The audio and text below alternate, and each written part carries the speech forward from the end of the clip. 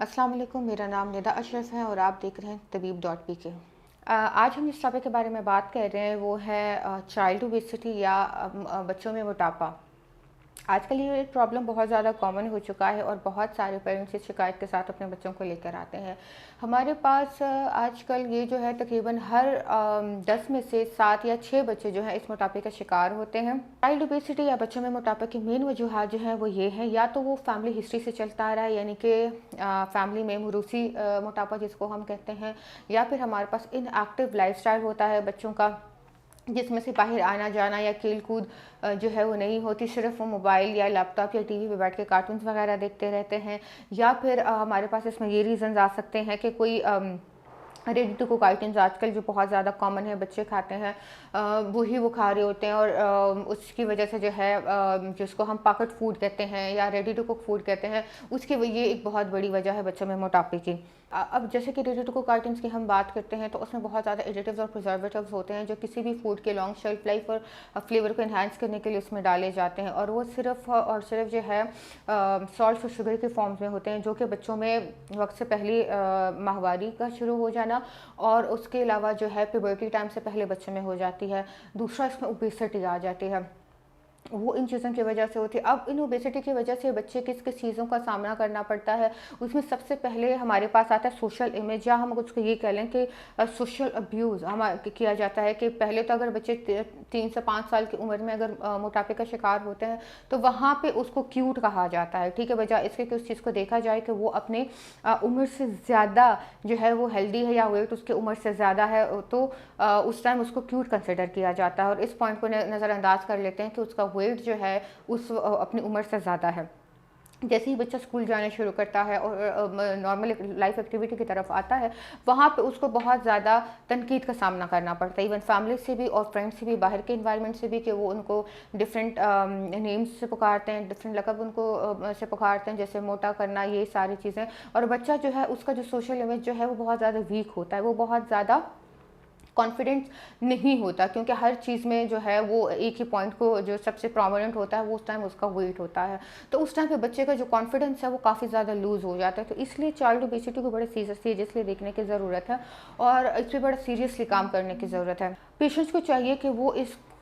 चीज़ को टाइम पे डायग्नोज करें, वो टाइमली इस चीज़ को देख लें कि बच्चों का जो वेट है क्या वो उनके एज के मुताबिक ठीक है। अगर उनके एज के मुताबिक उनको अपने बच्चे का वज़न ज़्यादा लग रहा है तो सबसे पहले उनको करना चाहिए कि वो अपने बच्चों को आउटडोर एक्टिविटीज़ करवाएं, जिसमें से स्विमिंग आ जाती है,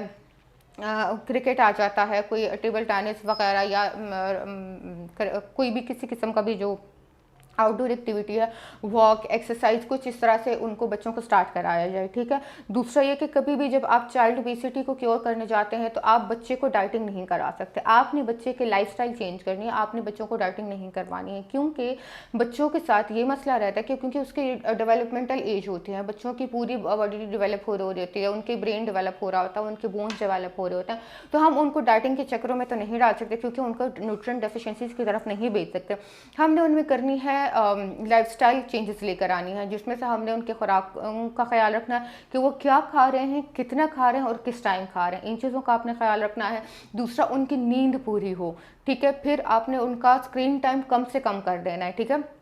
आपने कोशिश करना है कि आपके बच्चे के जितने हमारे फूड ग्रुप्स हैं, हमारे पास 5 फूड ग्रुप्स हैं, जिसमें से हमारे पास ग्रेन्स एंड सीरियल्स आ जाते हैं, फ्रूट्स एंड वेजिटेबल्स आ जाते हैं, डेयरी एंड डेयरी प्रोडक्ट्स आ जाते हैं, meat and meat products and fats and oil. वो आपने कोशिश करनी है कि बच्चा पूरे दिन में इन सब फूड ग्रुप से जो है कुछ ना कुछ वो ज़रूर कंज्यूम करे, ठीक है। उसके बाद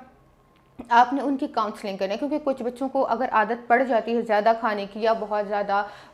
बाहर का खाना खाने की, तो उनके लिए सबसे इम्पॉर्टेंट जो है पहले शुरू आपने काउंसलिंग से करनी है। उनको समझाना है कि एक टाइम पे कितना खाना चाहिए और क्या खाना चाहिए। आप उनको आहिस्ता आहिस्ता खिलाएं और जो है उनको थोड़ा थोड़ा करके खिलाएं, थोड़े थोड़े टाइम इंटरवल के बाद। एक टाइम पे बहुत ज़्यादा खिलाने के बजाय थोड़ा थोड़ा करके खिलाएं और उनको इस चीज़ की आदत डालें कि एक टाइम पे अपने रिक्वायर्ड अमाउंट से बहुत ज़्यादा नहीं लेना है। दूसरा दूसरा, अपने बच्चों के लिए आप कोशिश करें कि आप क्रिएटिव कुकिंग करें। कोई अगर जैसे हमारे पास अक्सर मदर्स आती हैं और उनकी शिकायत होती है कि उनके बच्चे खाना नहीं खाते, अगर खाना खाते हैं तो वो उसमें वही फास्ट फूड वो पसंद करते हैं, ठीक है।